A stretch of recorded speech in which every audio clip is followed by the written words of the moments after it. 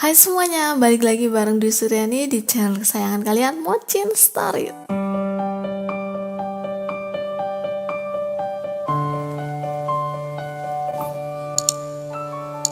Aku bakal bacain cerita lagi yang dikirimin dari kamu. Terima kasih yang udah nonton sampai hari ini. Di kesempatan kali ini aku bakal bacain sebuah cerpen yang udah dimuat dalam buku berjudul Rinai di Kala Sendu. Cerpennya yang berjudul Keluar dari Belenggu dalam Bayang, karyaku sendiri tentu saja. Mengenangmu menyesakan, tetapi melupakanmu tak bisa aku lakukan. Aku dan kamu telah menyatu. Saat melepas ragamu, kau malah mengikat batinku. Hafiza Adelie. Bangun dengan keringat bercucuran karena terkejut seakan-akan telah menjadi kebiasaanku sejak dia menikahi perempuan itu. Entah kenapa, sejak dia mengucapkan ijab kabul atas perempuan lain pilihan ibunya dan memilih mengorbankan cinta kami, aku selalu dibuat bermimpi tentang dia.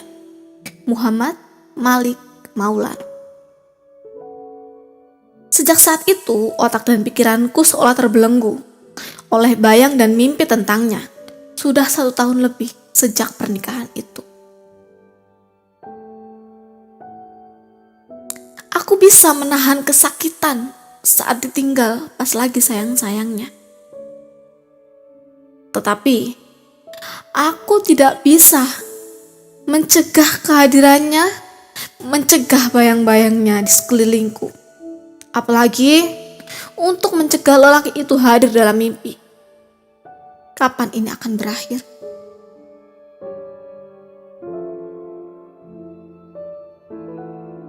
Aku beranjak dari kasur, berjalan ke dekat jendela dan memandang keluar. Langit ini kelam, sama seperti keadaanku saat ini.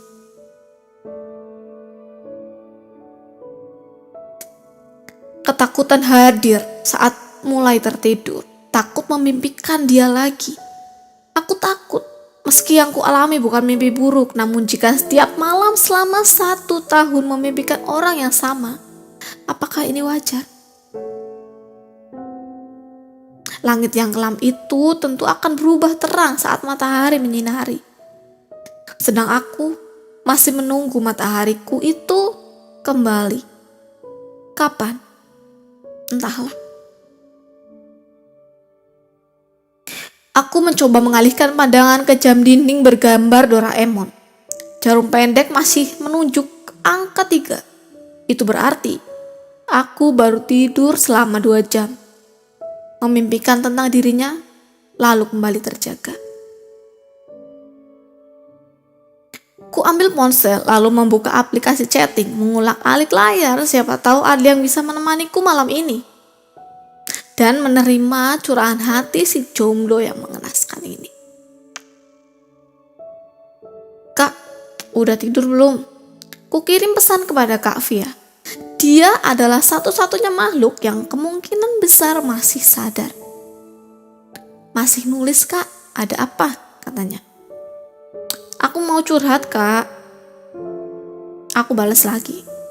5 menit lagi ya kak, aku mau posting cerbung aku. Nanti aku telepon ya. Aku pun mengiyakan pesannya, berjalan dari dekat jendela ke kasur, kemudian pindah ke meja kerja. Itulah yang aku lakukan setiap tidak bisa tidur. Terkadang, aku membaca buku atau bekerja di depan laptop untuk menghabiskan malam. Tak jarang juga aku lewati malam dengan menonton film. Akhirnya, ponsel pun berdering dan menampakkan nama Kak Via yang memanggil lewat video call. Gegas, aku Gegas, aku mengangkatnya dan mengucapkan salam. Di layar ponsel menampakkan 2 wajah yang sama-sama sayu, dengan mata panda dan kantung mata. Sepertinya, kami itu emang jarang tidur. Setelah menjawab salam, dia pun bertanya, mau cerita apa kak? Aku menceritakan detail kejadian per kejadian sejak mulai saat aku masih berhubungan dengan Malik Hingga akhirnya aku harus merelakan cinta kami kandas karena perjodohan. Dan dia pun harus menuruti sang ibu. Sementara aku di sini sendiri menemani sepi sambil menenangkan hati yang terus terasa perih. Apalagi ditambah mimpi-mimpi yang terus menghantui. Mata Kak Via membulat sempurna seolah tidak percaya. Beneran gitu? Tanyanya memastikan. Aku hanya mengangguk sebagai jawaban jika yang aku katakan adalah benar. Kok cerita kita bisa samaan gini ya kak? Aneh ya? Tanyanya. Meneknya tehe. Iya. Terus Kak Via ngapain gitu buat ngadepinnya? Udah berapa bulan? Apa masih mimpiin dia apa enggak? Aku balik memberondong dia dengan berbagai macam pertanyaan. Via masih mimpiin dia 2 bulan terakhir ini, kata orang rumah. Via kayak orang linglung. Tapi Via ngerasa biasa aja sih, cuma kadang pusing. Kalau tidur mimpiin dia, terus bangunnya kaget, udah gitu aja. Tuturnya dengan wajah sendu. Kita sama kak, terus kak ngapain? Aku capek gini terus. Aku pengen bebas dari mimpi-mimpi ini. Dari bayang-bayangnya juga. Entah gimana cara aku bebas, gak enak banget kayak gini terus kak. Aduhku pada Via. Kata ustadz aku yang di pondok dulu, sebagian jiwa Via ngikutin dia. Ngikutin dia? Maksudnya gimana?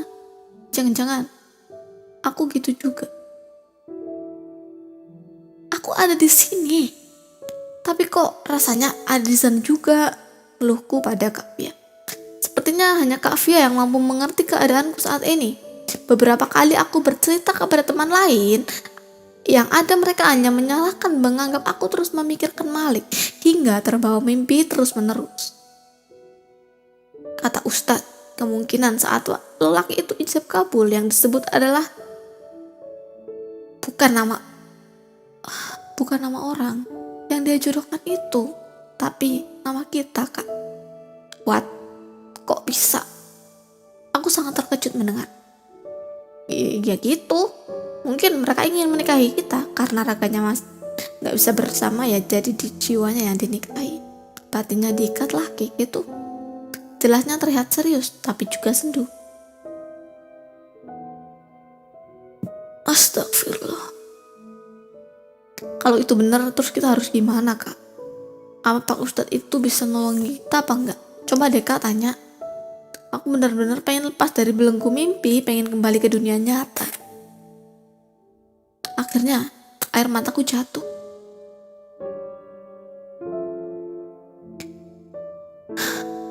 Yang bisa melepas ikatannya ya si lelaki itu, kata Ustadz. Kalau kita sakit, dia ngerasain juga. Mendengarnya, napasku terasa sesak dan sulit bernapas. Tersengal. Aku mencoba menetralkannya beberapa saat. Jadi, lelaki itu menikahi kita dengan jiwa kita. Itu kata Ustadz Via. Terus, siapa walinya kak? Kok mau-maunya jiwaku dinikahi? Aku berbicara dengan cukup pelan. Dadaku masih terasa sesak. Entah kenapa. Kak Via akhirnya memberitahukan semua pengetahuannya tentang itu.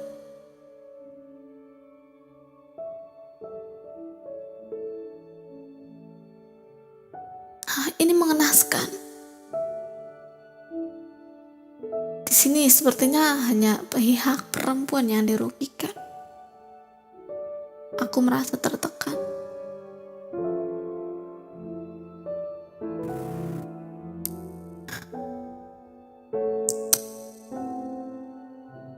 Kalau gitu, wajar dong kalau jiwa kita bisa ngikut dia.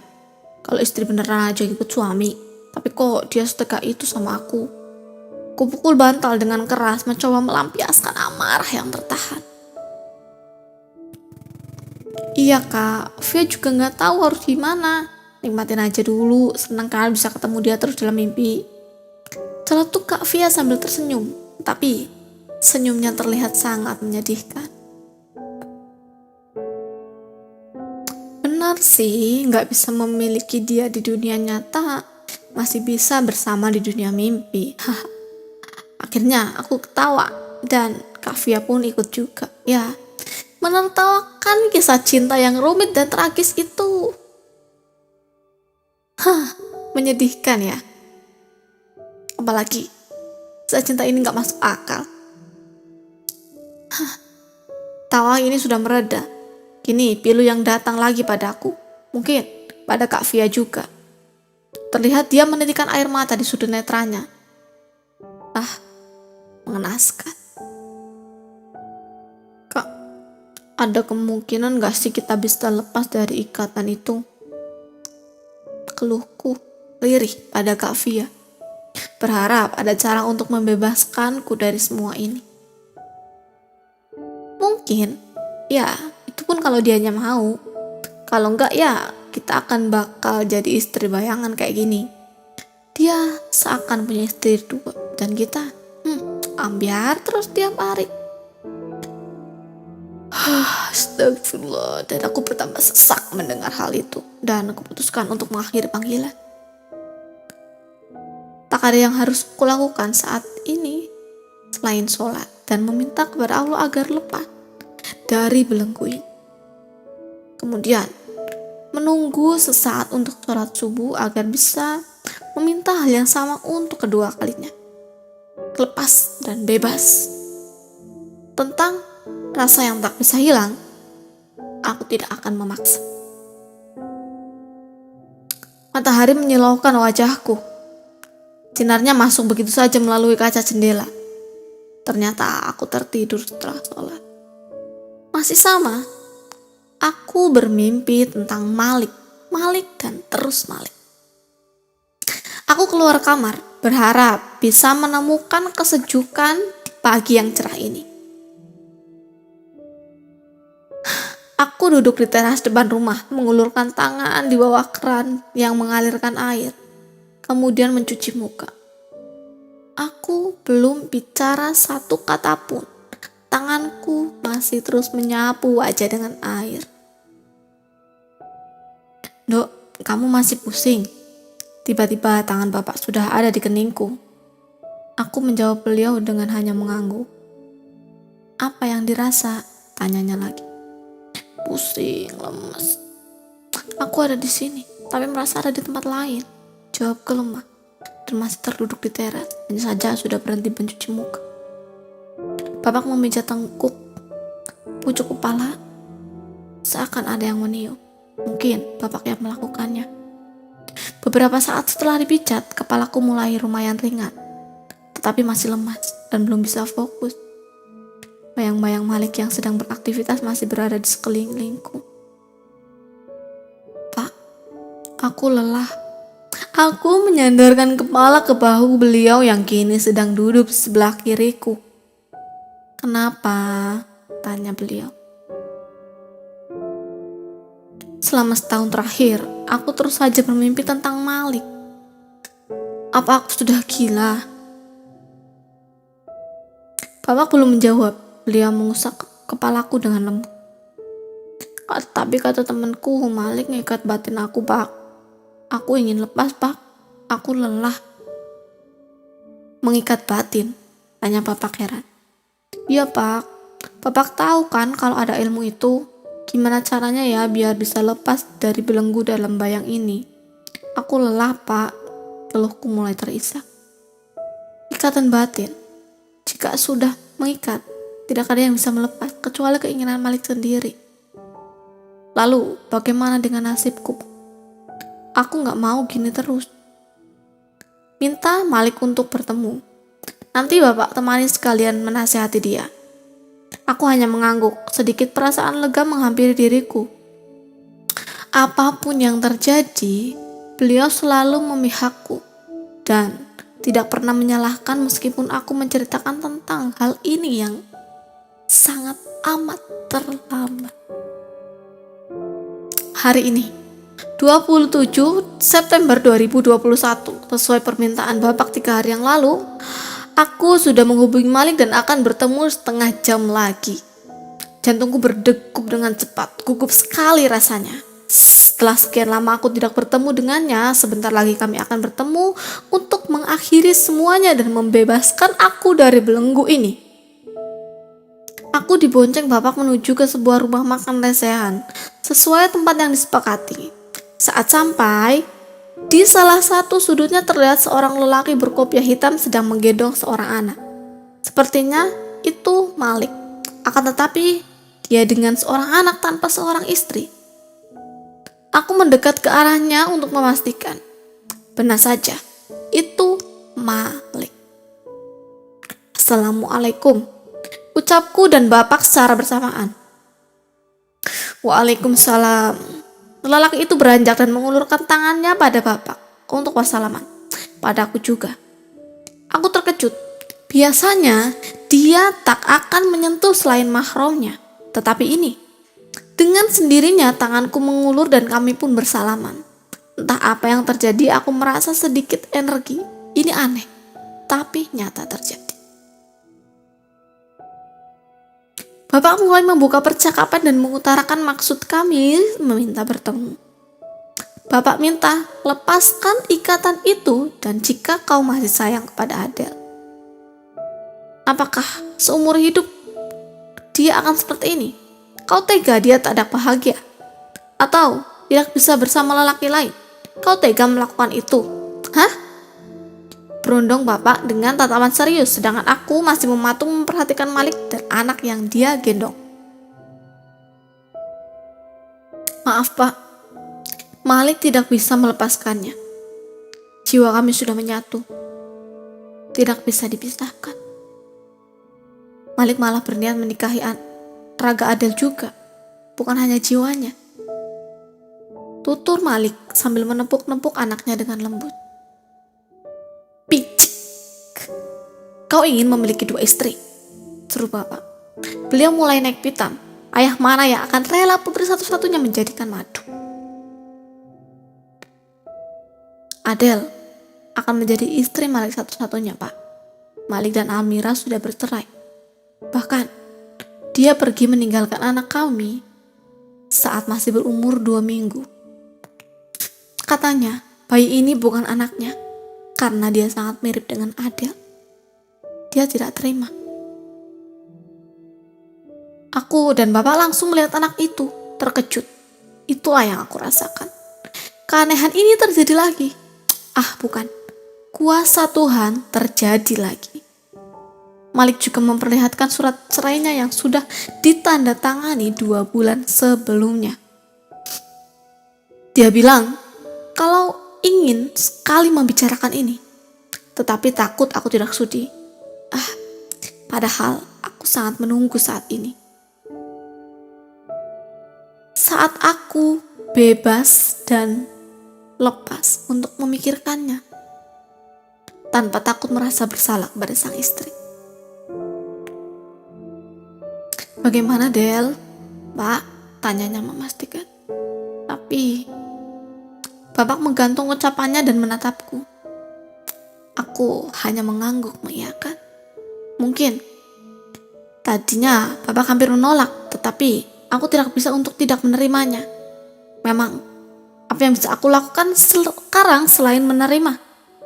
Lagi pula, jika menolak, aku pun juga akan tersiksa dengan cinta ini yang memang sangat membabi buta. Tidak pernah bisa ditepis. Semakin mencoba, hati ini semakin menjadi teriris. Jadi, terima saja yang ada. Aku yakin ini jalan bebas dari Allah yang terbaik. Ya, saat menjadi istrinya aku akan bebas. Bebas memikirkan, bebas memimpikan, bebas memandang, dan bebas segala. Cilacap, 27 September 2021.